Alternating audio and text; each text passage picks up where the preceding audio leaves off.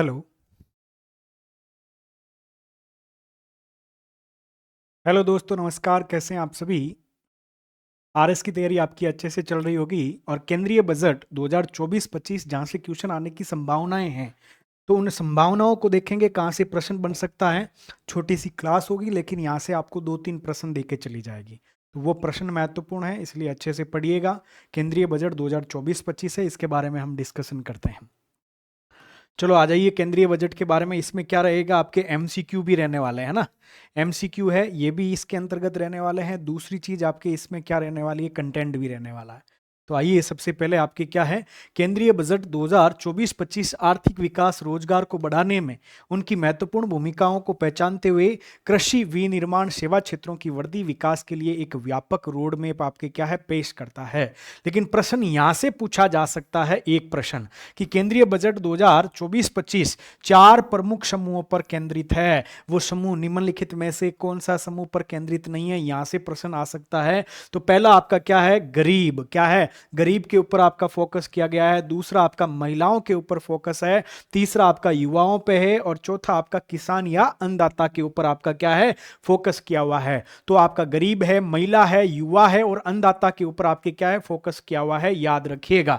भारत के आर्थिक विकास के लिए एक आशाजनक पाठ्यक्रम तैयार करता है, जिसमें विनिर्माण सेवा डिजिटल प्रौद्योगिकियों पर इसमें जोर दिया गया है। डीपीआई यानी आपके डीपीआई के ऊपर आपका जोर दिया गया है। तो आपके पूछे कौन से चार समूह पे केंद्रित है, तो देखो पहला गरीब है, कमेंट करते रहना। पहला गरीब है, दूसरी महिला है, तीसरा युवा है और चौथा आपका अन्नदाता है। इसको अच्छे से देख लेना है। उसके बाद में आपके बजट थीम क्या है, एक आपका क्या है, एम्प्लॉयमेंट है। एक आपकी क्या है, स्किल के ऊपर काम किया गया। एक आपका एमएसएमई के ऊपर काम किया गया है। और इसके बाद में आपका क्या है, मिडिल क्लास है। इस मिडिल क्लास के ऊपर काम किया गया है। तो एम्प्लॉयमेंट, स्किल, एमएसएमई और मिडिल क्लास, इनके ऊपर आपके क्या है, काम किया गया है। तो इस चीज को आपको ध्यान में रखना है। क्या करना है, ध्यान में रख लेना है।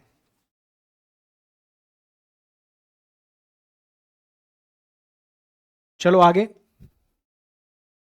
अब क्या है, ये केंद्र सरकार का जो बजट है, इस बजट 2024-25 पैसा आता कहां से है और पैसा जाता कहां पे है, यानी रुपया कहां से आता है और कहां से जाता है, सबसे ज्यादा रुपया कहां से आ रहा है। सीक्वेंस में पूछ सकता है या सिंपल प्रश्न पूछ सकता है, तो इस चीज को ध्यान रखिएगा। रुपया कहां से आता है, उधार और आपके अन्य देयताएं, जो भारत सरकार क्या है, आपके बैंकों से उधार लेती है, या आपके क्या है, बैंकों से लिया या बाजार से लिया या आपके विदेशों से उधार लिया है। तो उधारी और अन्य देयताओं के अंतर्गत आपका क्या 27% पैसा भारत के अंदर आता है। दूसरे नंबर पे आपका क्या है, इनकम टैक्स है। क्या है भाई, इनकम टैक्स है। याद रखिएगा, आयकर है, इसको याद रखना है। क्या है, आयकर है। तीसरे नंबर पे आपका क्या है, जीएसटी है। क्या है भाई, जीएसटी है। याद रखिएगा 18% जीएसटी है। और चौथे नंबर पे आपका क्या है, निगम कर है। कौन सा है, निगम कर है। याद रखिएगा 17। तो कमेंट में लिखिएगा भारत के पास में यानी प्राप्तियां कौन कौन सी है, सबसे ज्यादा प्राप्ति कौन सी है, तो आप कहेंगे उधारी और अन्य देयता से है। दूसरे नंबर पे आपका क्या है, इनकम टैक्स है, जो कि 90% के आसपास है। तीसरे नंबर पे आपका जीएसटी है। और चौथे नंबर पे आपका क्या है, निगम कर है, कॉर्पोरेट टैक्स है। याद रखिएगा। तो आपके कहां से आता, पूछा जा सकता है, उधारी और अन्य देयता से सबसे ज्यादा। जब हम बाहर से उधार लेंगे, तो अब हम क्या देखने वाले हैं, यानी आपका व्यय देखने वाले हैं, यानी पैसा कहां पे जा रहा, कहां खर्च हो रहा, उसके बारे में देखेंगे।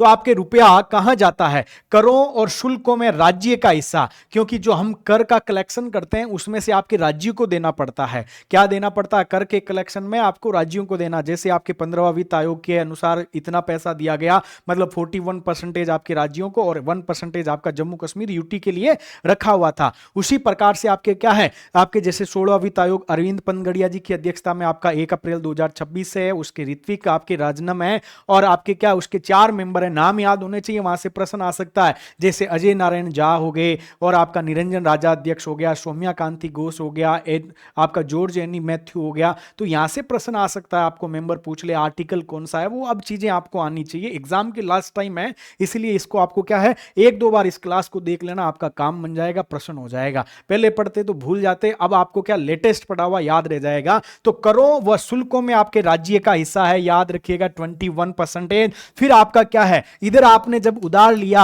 अन्य देयताएं और उधार लिया, तो उसका पैसों के आपका ब्याज देना पड़ेगा, तो दूसरे नंबर पे ब्याज भुगतान है। तीसरे नंबर पे केंद्रीय क्षेत्र की स्कीम है, मतलब 100% पैसा आपके क्या है भारत सरकार इन स्कीम में खर्च करती है, वो 16% है। उसके बाद में आपके केंद्र प्रायोजित स्कीम आती है जहां पे 9% आपका पैसा खर्च होता है। कितना? 9। अब आपको याद होना चाहिए भाई, अब तो आपको सीधी सीधी याद होनी चाहिए कि प्राप्तियां कौन कौन सी है। तो प्राप्तियों के बारे में आपसे पूछे तो सबसे पहली प्राप्ति आपकी कौन सी है? उधार है। क्या है? उधार है। वह उधार व अन्य देयताएं हैं। क्या है भाई? उधार और आपकी क्या है? अन्य देयताएं हैं। दूसरे नंबर पे आपका क्या है? इनकम टैक्स है। क्या है? आयकर है। तीसरे नंबर पे आपका क्या है? जीएसटी है। चौथे नंबर पे आपका क्या है? निगम कर है। क्या है भाई?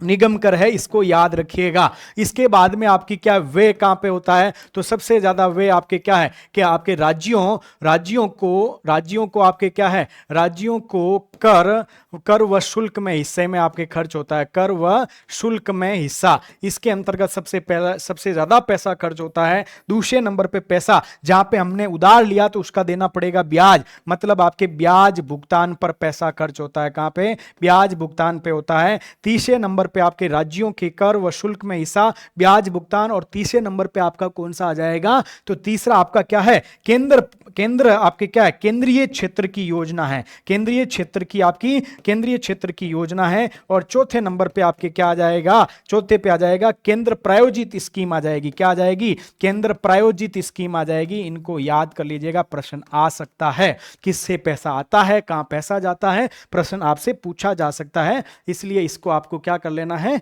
याद कर लेना है अच्छे से। आगे चलते हैं। इसके अंतर्गत आगे आपके क्या है? प्रमुख मुद्दों पर आपका पैसा खर्च है। सबसे ज्यादा पैसा किसके ऊपर खर्च हो रहा है, इसके बारे में आपसे पूछा जा सकता है। सबसे ज्यादा पैसा मतलब 4,54,000 आपके करोड़ रुपए इसके ऊपर खर्च हो रहे हैं रक्षा क्षेत्र पे। किस पे भाई? रक्षा क्षेत्र पे आपके 4,54,773 करोड़ रुपए इस पे खर्च हो रहे हैं। कितना? 4,54,773 आपके क्या है? करोड़ रुपए आपके इसके ऊपर खर्च हो रहे हैं। याद रखिएगा, सबसे ज्यादा पूछे कि भारत सरकार के बजट में, केंद्रीय बजट में सबसे ज्यादा इस बार किस मद पे पैसा खर्च किया गया है, तो आपको याद रखना डिफेंस के ऊपर किया गया है। दूसरे नंबर पे आपका पैसा कहां पे खर्च किया जा रहा है? आप कहेंगे ग्रामीण विकास के ऊपर खर्च किया जा रहा है। किस पे? रूरल आपका सेक्टर है उसके ऊपर। तीसरा आपका क्या है? कृषि क्षेत्र पे आपका पैसा खर्च किया जा रहा है। फिर आपका गृह क्षेत्र है और आपका एजुकेशन 5वें नंबर पे है। तो आपको पहले के 3 याद रख लो, रक्षा, ग्रामीण और एग्रीकल्चर। क्या है? डिफेंस है, रूरल है और आपका एग्रीकल्चर है। क्या है? आपके डिफेंस, रूरल और एग्रीकल्चर है, याद रखिएगा। डिफेंस, रूरल और एग्रीकल्चर है, इसमें याद रखिएगा। और आपसे स्कीम में पूछे किस स्कीम पे सबसे ज्यादा पैसा खर्च हो रहा है, यदि ऐसा कुछ पूछ ले कि कौन सी स्कीम के ऊपर पैसा खर्च सबसे ज्यादा स्टेटमेंट में आ जाए, तो याद रखिएगा मनरेगा पे हो रहा है भाई। कितना? मनरेगा पे आपका 86 आपके क्या है? 1,000 करोड़ रुपए आपका पैसा खर्च हो रहा है। 86,000 करोड़ रुपए आपके इस बार मनरेगा में सबसे ज्यादा पैसा इस स्कीम पे आवंटित किया गया। और सेक्टर वाइज देखा जाए तो आपका डिफेंस सेक्टर है जहां पे 4,54,773 करोड़ रुपए का आपका क्या है? आवंटन है। पैसा आया कहां, वो 4 चीज आपको याद है। पैसा गया कहां, वो 4 चीज आपको याद होनी चाहिए। और सबसे ज्यादा किस पे खर्च होता है, वो चीज आपको याद होनी चाहिए। किस स्कीम पे ज्यादा होता है, तो 86,000 करोड़ रुपए आपके क्या है? मनरेगा के लिए आवंटित किए गए थे। डिफेंस में, फिर आपका रूरल में और फिर एग्रीकल्चर, ये मद के रूप में सबसे ज्यादा पैसा है। फिर आपको देखा होगा कहां से पैसा आता है, सबसे ज्यादा उधार से आता है, इनकम से आता है, उसके बाद में आपके किससे आता है? जीएसटी से आता है। और चौथे नंबर पे आपका कॉर्पोरेट टैक्स हो गया। उसके बाद हमने देखा पैसा गया कहां पे? केंद्र, आपके केंद्र के द्वारा राज्यों को करों में हिस्सा दिया जाता है, शुल्क में हिस्सा दिया जाता है, वहां पे जाता है। दूसरे नंबर पे आपके किस पे जाता है? तो आप कहेंगे जो पैसा हमने उधार लिया उसका ब्याज चुकाएंगे, तो ब्याज के अंदर जाता है। तीसरे नंबर पे आपका कहां पे जाता है? केंद्रीय क्षेत्र की स्कीम, मतलब 100% आपका पैसा सेंट्रल गवर्नमेंट जिस स्कीम पे खर्च करती है वहां पे जाता है। और चौथे नंबर पे केंद्र प्रायोजित स्कीम है। आप देखते हो ना, कुछ पैसा राज्य सरकार देती, कुछ पैसा केंद्र सरकार देती है। इतनी चीजें आपको याद होनी चाहिए। उसके बाद आता है केंद्र सरकार, आपका जो बजट है, इस बजट के अंतर्गत, ये आपका बजट है भाई, इस बजट 2000 आपका 24-25 केंद्रीय बजट है। इसमें आपके भारत सरकार ने 9 प्राथमिकताएं डिसाइड की है। आपसे प्री में यह क्वेश्चन पूछा जा सकता है, निम्नलिखित में से कौन सी प्राथमिकता है या नहीं है, आपसे प्रश्न अक्सर पूछा जा सकता है। इसका रट्टा लगा लीजिएगा। आपके बजट 2000 आपके 24-25 के अंतर्गत केंद्र सरकार की आपके प्राथमिकताएं, तो सबसे पहली प्राथमिकताएं आपके क्या है? कृषि में उत्पादकता और अनुकूलनीयता। क्या है? कृषि याद रखिएगा, कृषि सेक्टर है। इस बार सबसे ज्यादा रूरल और कृषि पे ध्यान दिया गया है। क्या है? इन पे ध्यान दिया गया। तो कृषि क्षेत्र में उत्पादकता और अनुकूलता। दूसरा आपका क्या है? रोजगार और प्रशिक्षण। आपका क्या है? रोजगार और स्किल्ड आपके क्या है? प्रशिक्षण पे काम किया जा रहा है। समावेशी मानव संसाधन पे आपका क्या है? समावेशी मानव संसाधन और आपके सोशल जस्टिस पे काम किया जा रहा है। फिर आपका विनिर्माण और सेवाओं के ऊपर काम किया जा रहा है। फिर आपका क्या है? अगली पीढ़ी के आपके सुधार है, इसके ऊपर काम किया जा रहा है। फिर आपका नव प्रवर्तन, अनुसंधान और विकास है, इसके ऊपर काम किया जा रहा है। फिर आपके क्या है? इंफ्रास्ट्रक्चर है, इसके ऊपर काम किया जा रहा है। फिर आपकी ऊर्जा सुरक्षा है, इस ऊर्जा सुरक्षा के ऊपर काम किया जा रहा है। फिर आपका शहरी विकास है, शहरी विकास के काम किया जा रहा है। तो अब आपको ये 9 की 9 प्राथमिकताएं भारत सरकार की याद होनी चाहिए। कृषि में उत्पादकता एवं अनुकूलनता, शहरी विकास, ऊर्जा सुरक्षा, अवसंरचना, नव परिवर्तन, अगली पीढ़ी के आपके सुधार, विनिर्माण सेवा, फिर समावेशी मानव संसाधन का विकास, सामाजिक न्याय, रोजगार और कौशल प्रशिक्षण। रोजगार कौशल प्रशिक्षण, समावेशी आपके क्या है? मानव संसाधन का विकास, विनिर्माण सेवा, अगली पीढ़ी के सुधार, नव परिवर्तन और अनुसंधान और विकास, उसके बाद आपकी अवसंरचना, फिर ऊर्जा सुरक्षा और शहरी विकास, कृषि में उत्पादकता और अनुकूलता। आपके 9 के 9 याद होनी चाहिए, प्रश्न आ सकता है। आगे चलते हैं। सबसे पहली प्राथमिकता आपके क्या है? कृषि में उत्पादकता और लचीलापन यानी अनुकूलनीयता, यानी कृषि में उत्पादकता और आपके क्या है? लचीलापन है। यहां से प्रश्न कहां से आएगा मैं बता दूंगा। कृषि अनुसंधान का परिवर्तन, उत्पादकता बढ़ाने और जलवायु लचीला किस्मों को विकसित करने पर ध्यान देना आपका केंद्रित किया गया है। नई किस्मों की रिलीज, यानी किसानों द्वारा खेती में 32 क्षेत्र और बागवानी फसलों की 109 आपके क्या उच्च उपज और जलवायु लचीला किस्मों का आपका क्या करना? विकसित करना। और मोदी जी ने इसको आपके अमल करते हुए मोदी जी ने 109 उच्च किस्मों के ऊपर आपके क्या है? इनको लॉन्च किया। इसमें आपके राजस्थान से भी आपकी 2 किस्में थी, आप सबको मालूम होगा। राजस्थान से भी आपके 2 किस्में थी। एक का नाम आपके क्या था? राजगीरा था। क्या था? राजगीरा 2 था, जिसको आपके जोधपुर कृषि विश्वविद्यालय ने, किसने भाई? जोधपुर कृषि विश्वविद्यालय है, इसने डेवलप किया था। जोधपुर कृषि विश्वविद्यालय ने विकसित किया। ये राजगीरा की आपकी किस्म है। और दूसरी आपकी किस्म कौन सी थी? ये राजस्थान की, ये सुपर फूड आपकी जो किस्में थी 109, यानी 32 क्षेत्रों में 109 किस्में थी, जिसमें से 2 राजस्थान की थी। कितनी थी भाई? 2 राजस्थान की थी। एक आपका RF290 था,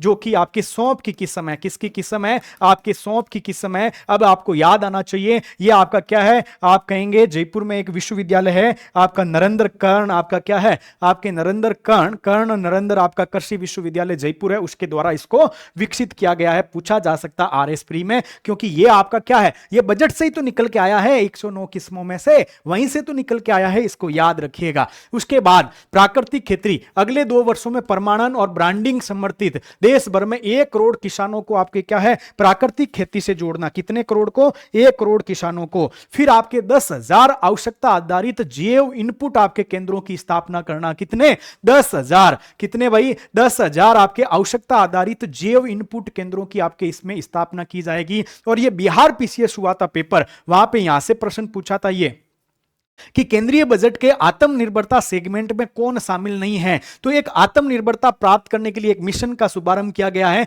किसके लिए? तिलहनों के लिए। किसके लिए भाई? आपसे पूछ ले आत्मनिर्भरता के लिए किसके लिए एक मिशन शुरू किया गया, तो आपको याद रखना तिलहन के लिए किया गया। यह आपका बीपीएससी में प्रश्न पूछा गया है। बीपीएससी 2024 के अंतर्गत यहां पे प्रश्न पूछा था, उसमें नाम दे दिया किसके लिए आपका। तो आपके तिलहन में आपके क्या है? सरसों है, मूंगफली है, तिल है, सोयाबीन है और सूरजमुखी है। यहां पे इनको याद कर लेना। आपसे भी पूछा जा सकता है, क्योंकि बिहार पीसीएस में अभी पूछा है, लेटेस्ट पूछा, दिसंबर में पूछा है, 21 दिसंबर को पूछा है, तो आपसे वापस पूछे जाने की संभावना है। तो आपको याद रखना है आत्मनिर्भरता सेगमेंट में सरसों है, मूंगफली है, तिल है, सोयाबीन है, सूरजमुखी है, ऐसे तिलहनों के लिए आत्मनिर्भरता में शामिल किया गया। सरसों, मूंगफली, तिल, सूरजमुखी, सोयाबीन याद रख लीजिएगा। कृषि के लिए डिजिटल पब्लिक इंफ्रास्ट्रक्चर 3 वर्षों में किसानों और उनकी भूमि के कवरेज के लिए कृषि में ईपीआई का उपयोग है 6 करोड़ किसानों और उनकी जमीनों का विवरण किसान और भूमि रजिस्ट्रियों के साथ जोड़ा जाएगा। 5 राज्यों में अभी क्या जन समर्थन आधारित किसान क्रेडिट जारी किए जाएंगे। झींगा उत्पादन, जहां पे मैं आपको बताऊं ना वहीं से रटना भाई, बाकी तो क्या पूरा पढ़ाना तो पड़ेगा।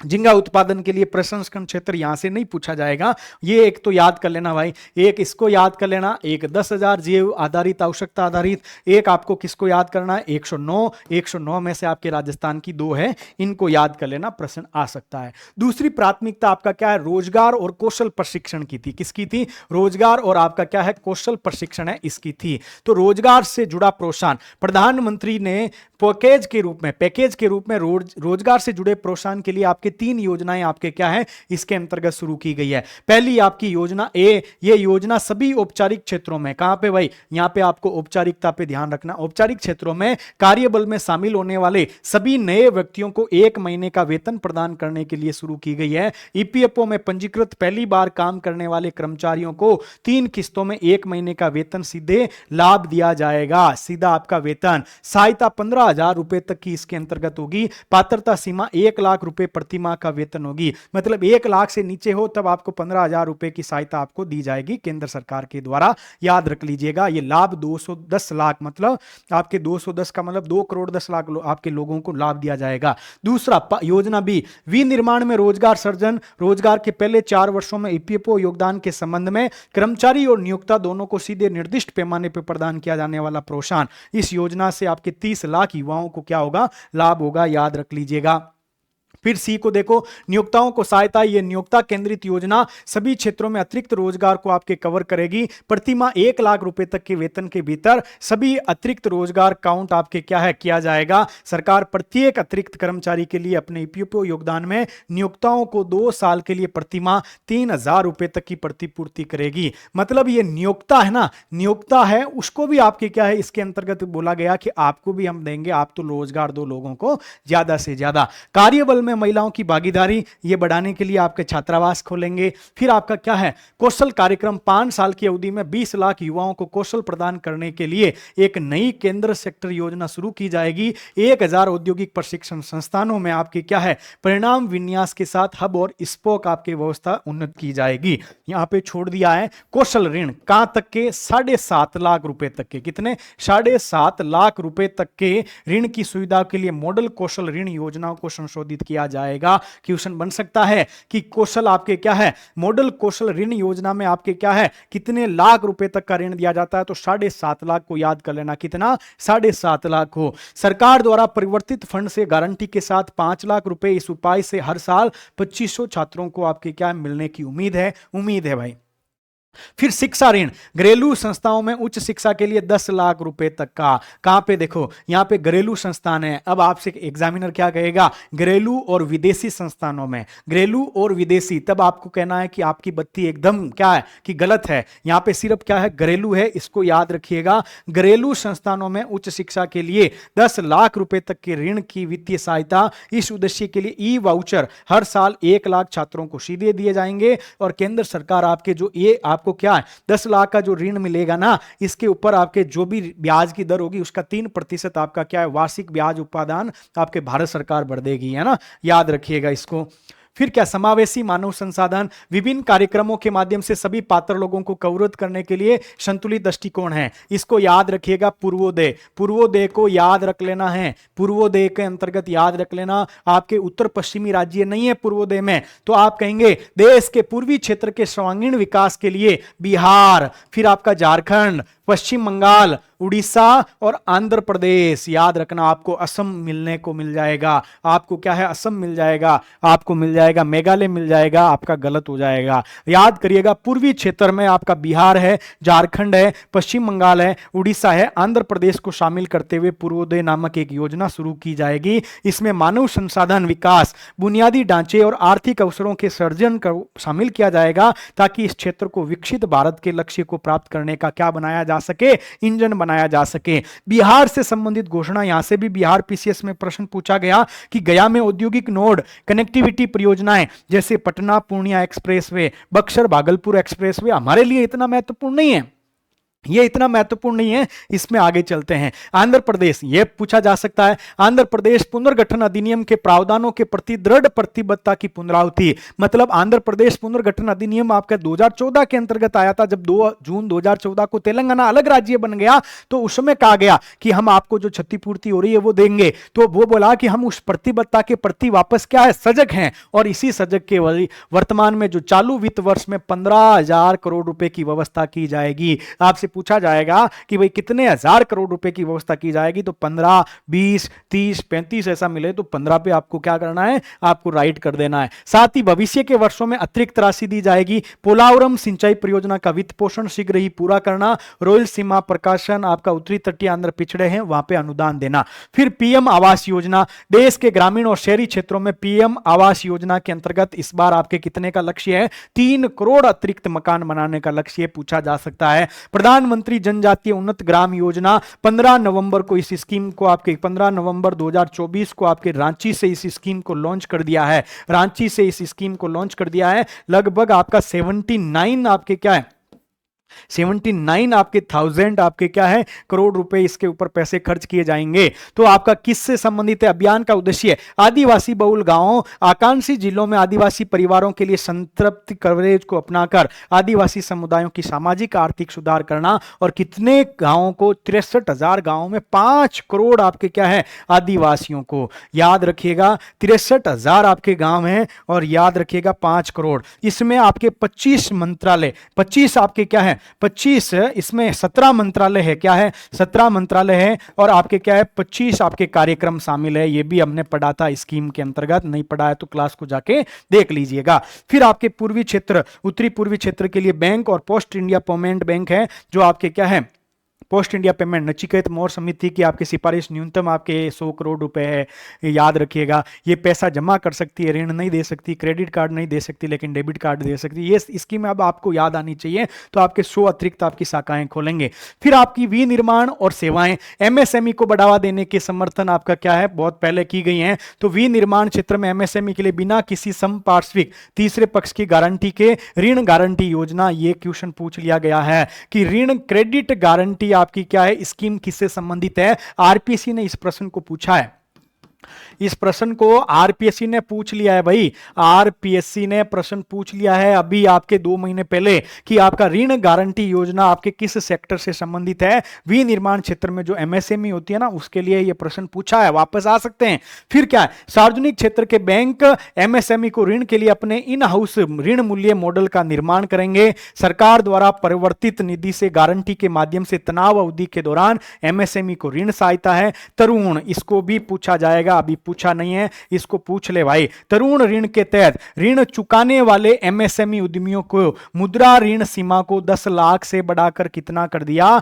20 लाख कर दिया। हमने कहा था कि एक मुद्रा स्कीम है, अप्रैल 2015 के अंतर्गत आती है और उसके अंतर्गत 10 लाख रुपए तक का ऋण दिया जाता है। और उसके अंतर्गत 3 श्रेणी हुआ करती थी, शिशु थी, किशोर थी और तरुण थी। 50,000 रुपए तक के ऋण आपके किसमें, शिशु में दिए जाते थे। 50 से आपके क्या है, 5 लाख तक के ऋण आपके किशोर श्रेणी में दिए जाते थे। और 5 लाख से 10 लाख तक के ऋण आपके किसमें दिए जाते थे, आप कहेंगे तरुण श्रेणी में। जो तरुण श्रेणी में 10 लाख तक का ऋण दिया, उस लोगों ने आपका भरोसा जीता है, वापस चुका दिए, तो उनके लिए अब नई श्रेणी आ गई, तरुण प्लस श्रेणी बोलते हैं उसको। मतलब अब 10 लाख से बढ़ा के इस सीमा को आपका 20 लाख कर दिया। किसमें किया, बजट 2024-25 केंद्रीय बजट है, याद रखिएगा। फिर आपका ट्रेड्स प्लेटफॉर्म पर अनिवार्य ऑन बोर्डिंग के लिए खरीदारों को टर्नओवर की सीमा 500 करोड़ रुपए से घटाकर 250 करोड़ रुपए कर दी है। यह भी पूछा जा सकता है, कितनी कर दी है, 500 करोड़ से घटाकर आपके 250 करोड़ कर दिए, पूछा जा सकता है भाई। यहां महत्वपूर्ण है, मैं कह रहा हूं पहले।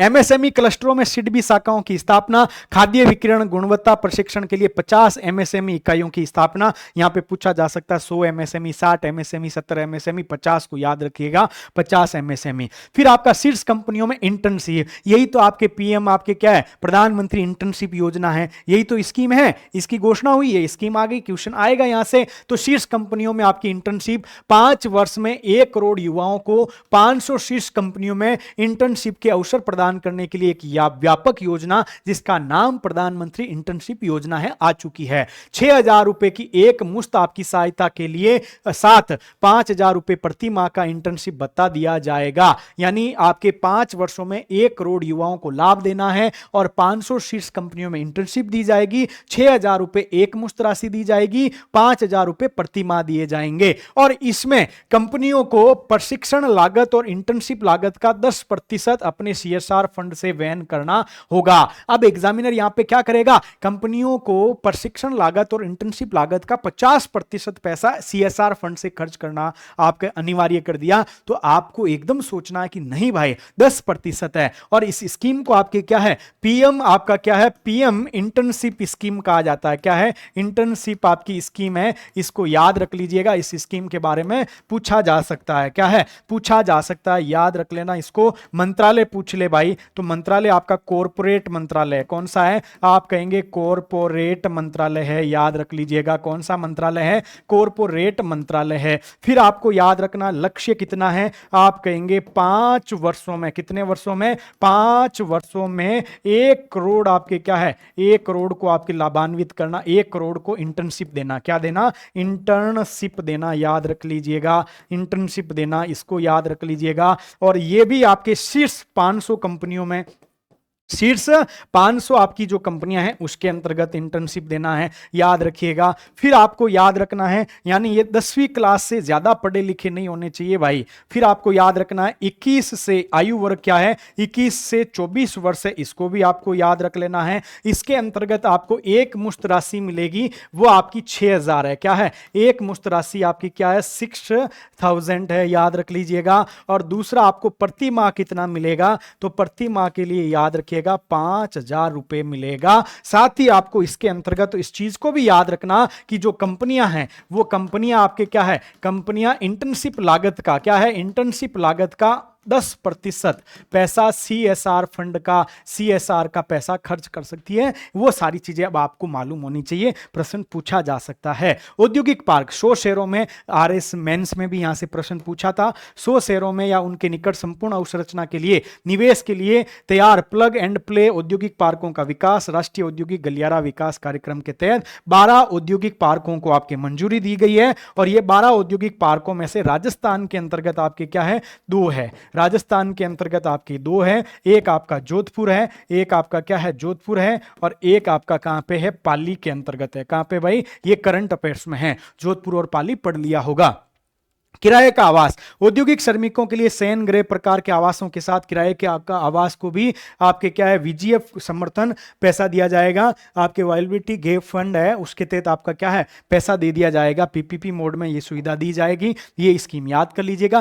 क्रिटिकल मिनरल आपका क्या है, मिशन है, क्रिटिकल मिनरल मिशन भी पूछा जा सकता है। घरेलू उत्पादन महत्वपूर्ण खनिजों का पुनर्चक्रण और महत्वपूर्ण खनिज संपत्तियों में विदेशी अधिग्रहण के लिए, विदेशी अधिग्रहण के लिए है भाई, विदेशी अधिग्रहण के लिए है। फिर डिजिटल आवश्यक संरचना निजी क्षेत्र द्वारा उत्पादकता लाभ, व्यवसाय अवसंरचना नवाचार के लिए जनसंख्या पैमाने पर डिजिटल पाइपलाइन आपकी क्या है, डिजिटल पब्लिक आपकी क्या है, इंफ्रास्ट्रक्चर है, इसका उपयोग किया जाएगा। क्रेडिट ई कॉमर्स इतना महत्वपूर्ण नहीं है। ऋण वसूली और IBC मतलब ऋण वसूली न्यायाधिकरणों में सुधार और मजबूती के लिए कदम उठाए जाएंगे, अतिरिक्त न्यायाधिकरण स्थापित किए जाएंगे, याद रख लीजिएगा। फिर आपका LLP को स्वैच्छिक रूप से बंद करना, LLP को आपका स्वैच्छिक रूप से बंद करने के लिए centre for progressing accelerator corporate exiting की सेवाएं बढ़ाया जाएगा ताकि बंद होने को आपका कम समय लगे। मतलब जो कंपनी है ना पैसे के अंतर्गत आपकी डूब गई है तो अब वो कंपनी बंद होना चाहती है तो उसके लिए भी आपकी सुविधा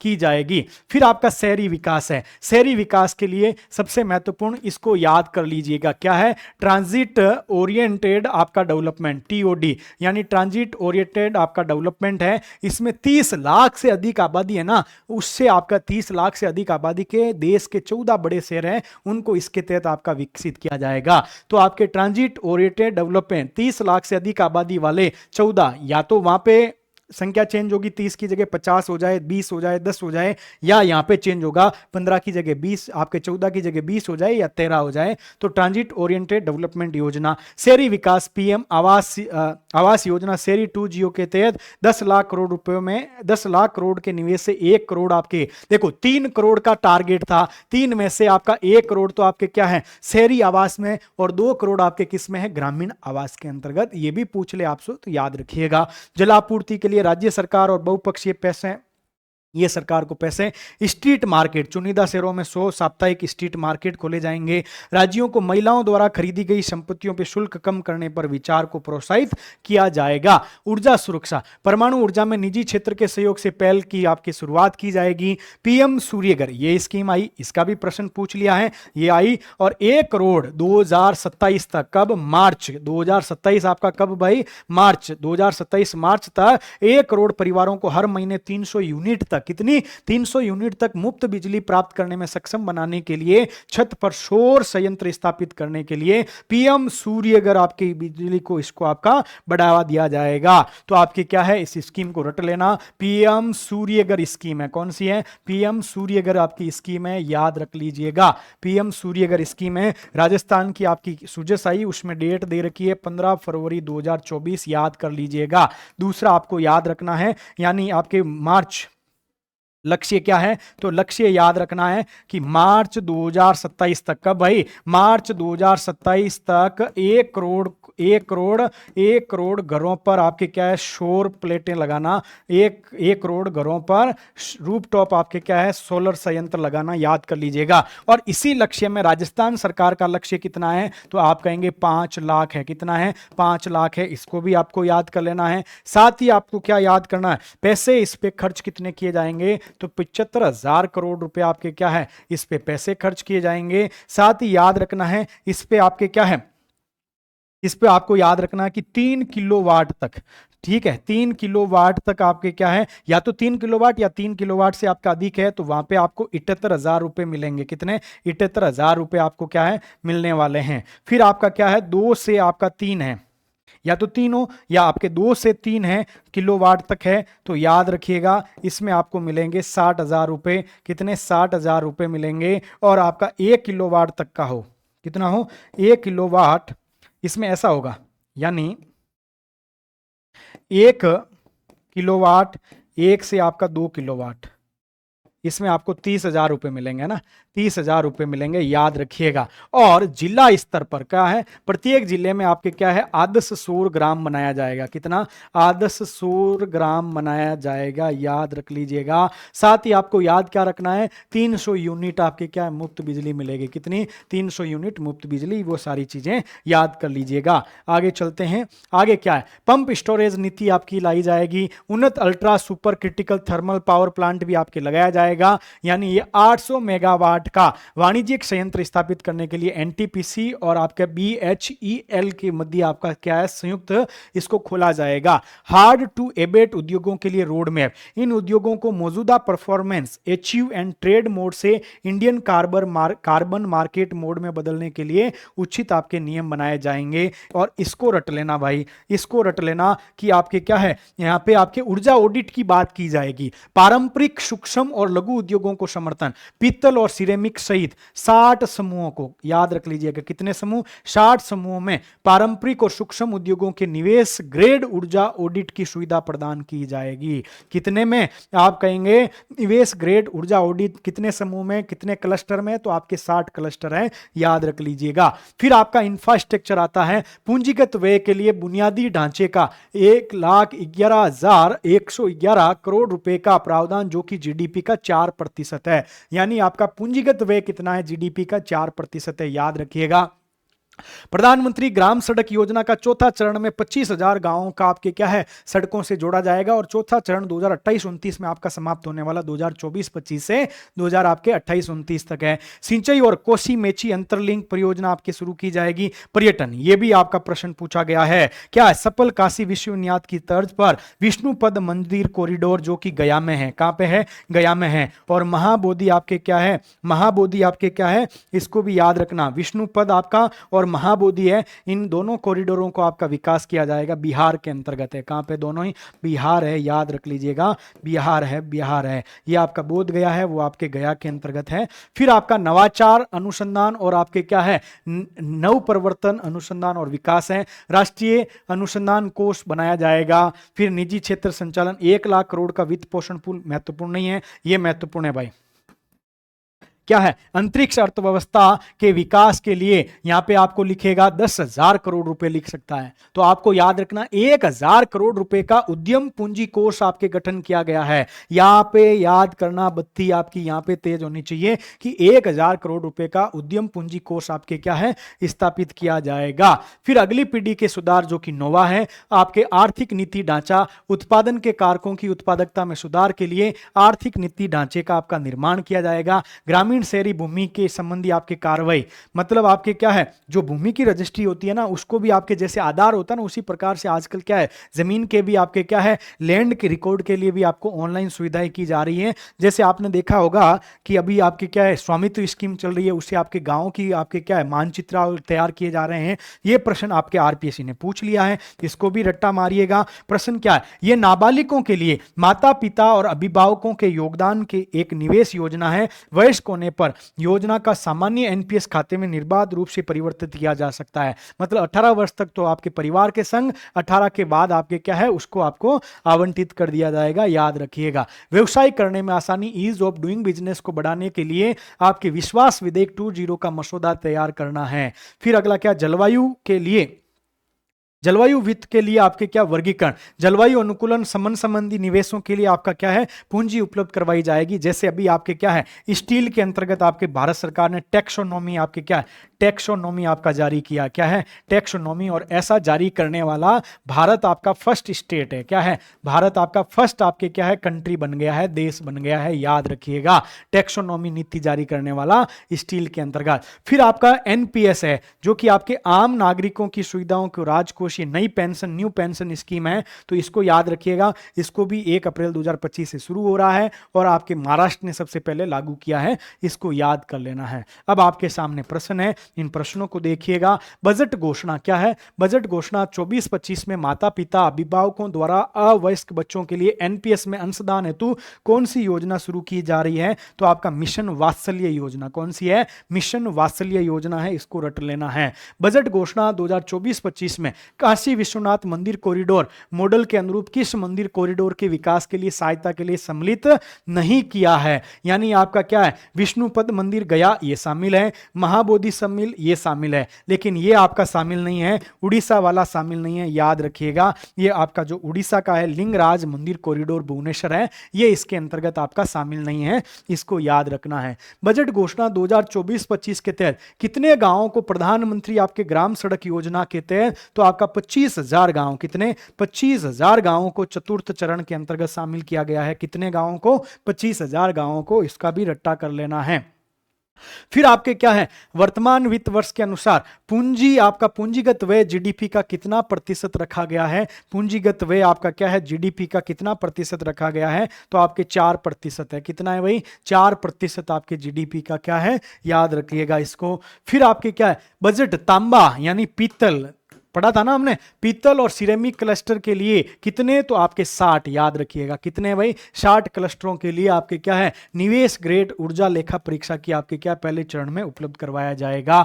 किस प्रकार के ऋण के आपके प्राप्तकर्ताओं को मुद्रा ऋण की मौजूदा सीमा को 10 लाख से बढ़ा के 20 लाख कर दिया है? शिशु ऋण श्रेणी नहीं भाई, किशोर नहीं भाई, तरुण ऋण लिया है समय पे नहीं चुकाया, नहीं चुकाया नहीं तो उसको कैसे देंगे? जिन्होंने ऋण तरुण श्रेणी के अंतर्गत आपका ऋण लिया है और समय पे चुका दिया है, उनको आपका दिया जाएगा, याद रखिएगा, उनको ये पैसा इसके अंतर्गत आपका दिया जाएगा। अगला प्रश्न क्या है, बजट घोषणा 2024-25 के अंतर्गत आंध्र प्रदेश पुनर्गठन अधिनियम की गई प्रतिबद्धताओं को पूरा करने के लिए आपके कितना? तो आप कहेंगे 15,000 करोड़ रुपए की आपकी सहायता दी जाएगी। कितनी दी जाएगी? 15,000 करोड़ रुपए की सहायता दी जाएगी, रट्टा मारिएगा। बजट घोषणा के तहत घोषित पूर्वोदय योजना में आपका सम्मिलित आपका राज्य नहीं है, आपको मालूम है। इसके उसके अंतर्गत कौन सा राज्य है? एक आपका बिहार है, एक आपका वेस्ट बंगाल है, एक आपका झारखंड है, एक आपका उड़ीसा है, एक आपका क्या है, ये है आपका, ये राज्य इस स्कीम के अंतर्गत होंगे। असम आपका इसके अंतर्गत शामिल नहीं है।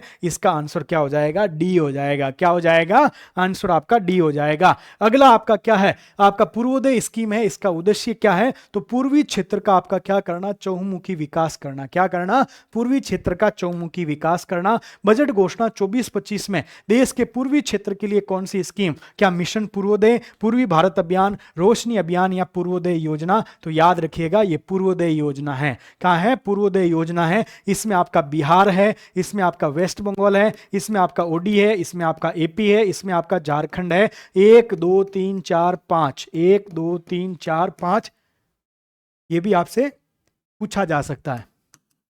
5 राज्यों में भाई ऐसा भी तो प्रश्न पूछ ले, संख्या में पूछ ले तो 5 राज्य याद रखिएगा। अगला क्या है? बजट घोषणा 2024-25 के अंतर्गत घरेलू संस्थानों में उच्चतर शिक्षा के लिए 10 लाख तक के शिक्षा ऋण की घोषणा की है। इसमें कितने प्रतिशत वार्षिक ब्याज की छूट दी गई है? तो आपका 3%। कितना? 3% आपका केंद्र सरकार देगी 1 लाख के लिए। इसको भी हम पढ़ के आए हैं। अगला क्या है? बजट घोषणा 2024-25 के तहत कौशल प्रशिक्षण ऋण के लिए मॉडल कौशल ऋण योजना आपके 7.5 लाख रुपए। कितने भाई? 7.5 लाख रुपए है, याद रखिएगा। 7.5 लाख रुपए है, याद रखिएगा। इसकी संशोधित सीमा करके आपके 7.5 लाख कर दिया है। फिर क्या है? आपके जो कौन सी बजट प्राथमिकता में नहीं है भाई? बजट प्राथमिकता में आपका रोजगार था, बिल्कुल था। शहरी विकास था, बिल्कुल था। अगली पीढ़ी के सुधार था, यही नहीं था। विदेशी निवेश नहीं था भाई। इसका आंसर आपका सी हो जाएगा। तो एक आपका शहरी विकास, अगली पीढ़ी, एक आपका क्या था? अवसंरचना था, याद रखिएगा।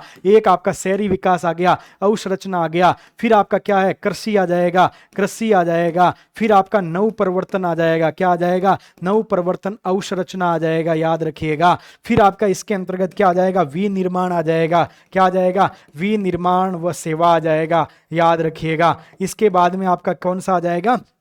वो 9 सारी की सारी आपको क्या होनी चाहिए? अब याद होनी चाहिए। अगला प्रश्न क्या है? अगला प्रश्न, केंद्रीय क्षेत्र और केंद्रीय प्रायोजित योजनाओं में केंद्र सरकार का अनुमानित आपका व्यय कितना है? यानी आपके केंद्र सरकार इसके ऊपर आपका पैसा कितना खर्च करती है, इसके बारे में आपको बताना है। यानी आपके केंद्र सरकार कितना पैसा खर्च करती है? तो लगभग 20.22 लाख करोड़ रुपए इसके ऊपर आपका पैसा खर्च किया जा रहा है। इसको भी याद कर लेना। बजट अनुमान 2024-25 के अनुसार पूंजीगत आपके क्या है? पूंजीगत प्राप्तियों में कुल ऋण प्राप्तियां कितनी हैं? यानी जो पूंजीगत आपकी प्राप्तियां प्राप्त होती हैं उसमें आपकी ऋण प्राप्तियां कितनी हैं, याद रखिएगा। यानी आपके पूंजीगत प्राप्तियों में ऋण प्राप्तियां आपकी कितनी हैं? तो इसको आपको याद रखना है, 16.13 लाख करोड़ रुपए। कितना? 16.13 लाख करोड़ रुपए। किस केंद्रीय क्षेत्र योजनाओं में सर्वाधिक आपका क्या है? बजट आवंटित किया गया है केंद्रीय क्षेत्र योजनाओं में? तो आपके प्रधानमंत्री गरीब कल्याण योजना के अंतर्गत है। और आपके क्या है? मनरेगा है, उसमें आपके केंद्र और राज्यों की दोनों की स्कीम है। ये केंद्रीय क्षेत्र की योजनाओं में सबसे ज्यादा प्रधानमंत्री गरीब कल्याण अन्न योजना में है। फिर अगला क्या है? किसमें केंद्रीय सरकार द्वारा सर्वाधिक बजट आवंटित किया गया है? तो आपके 86,000 करोड़ रुपए का बजट मनरेगा में आवंटित किया गया है। 86,000 करोड़ रुपए का, याद रख लीजिएगा। फिर क्या है? वित्त आयोग के तहत राज्यों को अनुदान में सबसे बड़ा आपका घटक क्या है राज्यों के लिए इस बजट के अनुसार? तो स्थानीय निकायों के लिए जो अनुदान है, ग्रामीण निकायों को दिया जाने वाला, वो आपके क्या है? सबसे ज्यादा है। वित्त आयोग के तहत राज्यों के अनुदान में सबसे बड़ा हिस्सा है, याद रखिएगा। बजट अनुमान के अनुसार भारत सरकार का आपका रक्षा बजट व्यय कितना है? आपके 4,54,773 सबसे ज्यादा है। मध्य के अंदर देखा जाए तो ये आपका क्या है? सबसे ज्यादा पैसा खर्च हो रहा है। फिर आपके बजट अनुमान 24-25 के अनुसार केंद्र सरकार की व्यय संरचना में सबसे बड़ा आपका क्या है? घटक कौन सा है? व्यय संरचना में हमने देखा था आपके क्या? वित्त आयोग के अनुदान है, केंद्रीय प्रायोजित योजना है, या केंद्रीय क्षेत्र की योजना है, या केंद्र सरकार का स्थापना व्यय है। अब आपको बताना है इसमें आपके सबसे बड़ा, प्रश्न संख्या 20 है। इस 20 का आंसर क्या होगा? इस प्रश्न के अनुसार आपको आंसर बताना है भाई। इस प्रश्न के अनुसार आपको क्या है? आंसर बताना है। तो इस प्रश्न के अनुसार तो आंसर ये हो जाएगा। बाकी ये पैसा क्या है? सबसे राज्यों को हिस्सा है। सबसे पहले तो राज्यों को कर हिस्सा है, नंबर 1। नंबर 2 आपका केंद्र, नंबर 2 पे आपका क्या है? ब्याज अनुदान है। और प्रश्न के अनुसार आंसर ये हो जाएगा। नंबर 3 केंद्रीय क्षेत्र है। स्कीम नंबर 4 केंद्रीय प्रायोजित है।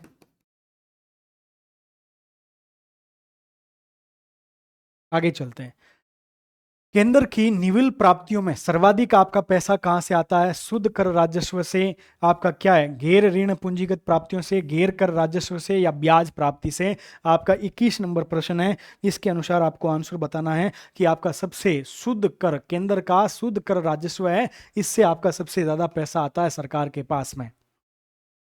फिर क्या है?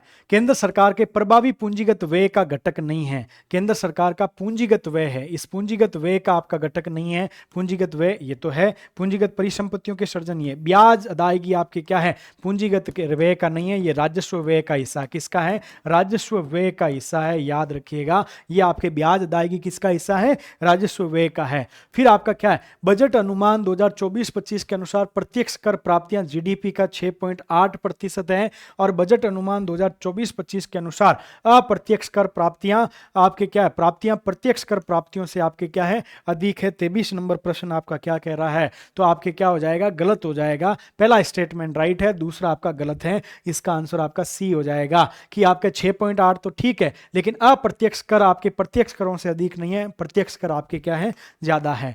कौन सी बजट प्राप्तियों में भिन्न कर भिन्न राजस्व का आपका घटक नहीं है? यानी कर भिन्न राजस्व का आपका प्राप्तियों के अंतर्गत आपका हिस्सा करना है कर भिन्न में आपका। तो ये आपका है, ये भी आपका है। फिर आपका विनिवेश से प्राप्त आय है ना, ये विनिवेश से प्राप्त आय आपके किस में है? ये आपको याद रखना है, ये आपके क्या? पूंजीगत प्राप्ति का हिस्सा। किसका है भाई? पूंजीगत प्राप्ति का हिस्सा है, इसको याद रखिएगा। ऐसा प्रश्न पिछली बार पूछा था, वापस पूछा जा सकता है। 24 नंबर का आपका क्या हो जाएगा? विनिवेश से जो प्राप्त आय है, ये पूंजीगत प्राप्ति का आपका हिस्सा होता है। अगला लो, अगला क्या है? राजकोषीय घाटे के वित्त पोषण का सबसे बड़ा आपका स्रोत कौन सा है आपके बजट अनुमान 2024-25 के अनुसार? तो आपके क्या है? आपके क्या बाजार उधारियां है ना, हम उधार लेके आपके क्या कर रहे हैं? इस घाटे को भर रहे हैं। तो बाजार उधार और सरकारी प्रतिभूति क्या है? सबसे बड़ा आपका स्रोत है इसके अंतर्गत पैसा भरने का। फिर क्या है? केंद्र सरकार के कुल व्यय में केंद्रीय क्षेत्र की योजनाओं पे आपके क्या है? कितना पैसा आपका खर्च किया जाता है? तो केंद्रीय क्षेत्र की योजनाओं में आपके 26 नंबर पे हमने देखा था कि आपके केंद्रीय क्षेत्र पे आपके कितना है? तो आपका 16% पैसा खर्च किया जाता है। कितना? और ये आपके किस पे होता है? तो आप कहेंगे ये आपके ब्याज अदायगी के ऊपर पैसा खर्च होता है, और 9% आपके केंद्र प्रायोजित पे खर्च होता है। किस पे? केंद्र प्रायोजित पे। और 21% आपके उधारियों पे होता है, नहीं केंद्रीय आपके राज्यों का हिस्सा में होता है। 2024-25 के अनुसार केंद्र सरकार कुल व्यय में आपके रक्षा बजट का कितना प्रतिशत योगदान है? हम जो पैसा खर्च कर रहे हैं ना, वो आपके रक्षा बजट आपका कितना है? तो आपके रक्षा बजट आपका कितना है, इसके बारे में प्रश्न पूछा जा रहा है। 27 नंबर प्रश्न आपके, तो लगभग आपके क्या है? टोटल बजट का आपका 8% है। कितना? 8% है। और राजस्थान के बजट में सबसे ज्यादा 8.26% चिकित्सा पे पैसा खर्च हो रहा है। अगला क्या है? बजट अनुमान 2024-25 के अनुसार केंद्र सरकार कुल व्यय में से सबसे बड़ा घटक कौन सा है? कुल व्यय करते हैं ना, उसमें आपका सबसे बड़ा आपके क्या है? सबसे बड़ा घटक ये है भाई, सबसे बड़ा आपके क्या है? ये घटक है। कितना? 21% है। फिर आपके क्या है? ये घटक है, ये कितना है? तो आप कहेंगे ब्याज अदायगी आपके 19% है, और केंद्रीय क्षेत्र की योजनाओं में आपका कितना है? 16% है। तो ऐसे करके इसको आपको याद रखना है। अगला क्या है? अनुमानित कर राजस्व प्राप्तियों में सबसे बड़ा घटक कौन सा है? अनुमानित आपके क्या है? कर राजस्व प्राप्तियां हैं, इसके अंतर्गत आपके सबसे बड़ा घटक कौन सा है? तो सबसे बड़ा घटक तो आपके क्या है? उधारियां हैं। क्या है? उधारियां हैं। उधारी है। दूसरे नंबर पे आपका कौन सा था? आयकर था। क्या था भाई? आयकर था। तीसरे नंबर पे आपका क्या था? जीएसटी था। और चौथे नंबर के ऊपर आपका कौन सा है? तो आप कहेंगे निगम कर है। अब इसमें से देख लो भाई, आपका क्या है? उधारी ऑप्शन में नहीं है, तो आपका क्या हो जाएगा? आयकर हो जाएगा। क्या हो जाएगा भाई? आयकर हो जाएगा, याद रखिएगा। फिर आपका बजट के अनुसार अनुमानित कुल प्राप्तियों में सबसे बड़ा आपका क्या है? घटक कौन सा है? तो आपके क्या है? इसका आंसर ये हो जाएगा। इसका आंसर क्या हो जाएगा? जैसे प्रश्न है, जैसा प्रश्न, जैसा देश वैसा बेस, यानी याद करना है। मतलब क्वेश्चन में क्या है? ट्विस्ट की आवाज छोटा सा, वो आपको याद रखते हुए चलना है। फिर क्या है, आपके बजट अनुमान 2024-25 के अनुसार विभिन्न प्रकार के घाटों का उनके जीडीपी के प्रतिशत के रूप में आपके बढ़ते हुए क्रम में बताना है भाई, बढ़ते हुए। देखो सबसे ज्यादा आपका किसका होगा, तो आप कहेंगे राजकोषीय घाटा होगा, राजकोषीय घाटा होगा, प्रभावी राजस्व घाटा, प्राथमिक घाटा और राजस्व घाटा। इस प्रश्न का 31 नंबर प्रश्न है, इसका आंसर बता दो भाई। तो सबसे कम किसका होगा, तो सबसे कम होगा आपका प्रभावी राजस्व घाटा, मतलब प्रभावी राजस्व घाटा मतलब 2 आएगा। फिर आपके क्या है, 2 के बाद में आपका प्राथमिक घाटा होगा। प्राथमिक घाटा मतलब प्रभावी राजस्व घाटा कैसे होता है कि राजस्व व्यय माइनस आपका पूंजीगत आपके संपत्तियों पे खर्च किया गया राजस्व व्यय बाहर निकाल लेते हैं तो प्रभावी राजस्व घाटा आ जाता है। फिर आपका प्राथमिक घाटा कैसे आता है कि जो शकल आपका क्या है राजकोषीय घाटा, उसमें से ब्याज अदायगी को बाहर निकालते हैं तो प्राथमिक घाटा आ जाता है, तो ये होगा। और उसके बाद में आपका क्या है 4 होगा राजस्व घाटा, और उससे ज्यादा आपका कौन सा होगा, आपका 1 नंबर होगा। ये ऑप्शन किसके अंतर्गत है, याद कर लीजिएगा, इसको आपको इसके अंतर्गत है, यानी पहला इसका ऑप्शन हो जाएगा। अगला प्रश्न क्या है, बजट अनुमान के अनुसार वित्त वर्ष 24-25 के लिए प्रभावी राजस्व घाटा पूछा है भाई आपसे। 32 नंबर में क्या पूछा है, प्रभावी राजस्व घाटा पूछा है। तो प्रभावी राजस्व घाटा कितना है, 0.6% है। कितना है, 0.6% है। फिर आपका क्या पूछा है, आपका प्राथमिक घाटा पूछा है। क्या पूछा भाई, प्राथमिक घाटा पूछा है 33 के अंतर्गत। तो प्राथमिक घाटा आपका कितना है, तो आप कहेंगे प्राथमिक घाटा 1.4% है। कितना, 1.4% है। फिर आपका राजकोषीय घाटा पूछा है, तो राजकोषीय घाटा आपका कितना है, 4.9% है। कितना, 4.9% है। बजट प्राप्तियों का पूछा है, घटक में सर्वाधिक है आपका क्या है, तो इसका आंसर आ जाएगा उदार है भाई। बजट प्राप्तियों में उदार और अन्य प्राप्तियां हैं। 35 नंबर का आंसर आपका क्या हो जाएगा,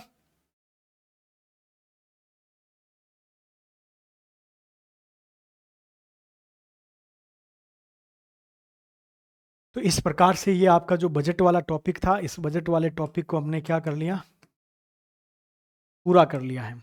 तो इस क्लास को देखिएगा, अपने दोस्तों के साथ में शेयर कीजिएगा। टेंशन लेनी नहीं है, आपने अच्छे से तैयारी की है तो चिंता किस बात की है। पेपर आपने जो पढ़ा है ना वहीं से आने वाला है, तो डरने की कोई आवश्यकता नहीं है। अब तो आपके पास में 3 दिन और बचे हुए हैं, तो अच्छे से तैयारी कीजिए। आप सभी को शुभकामनाएं पेपर के लिए। बहुत बहुत धन्यवाद। जय हिंद, जय भारत।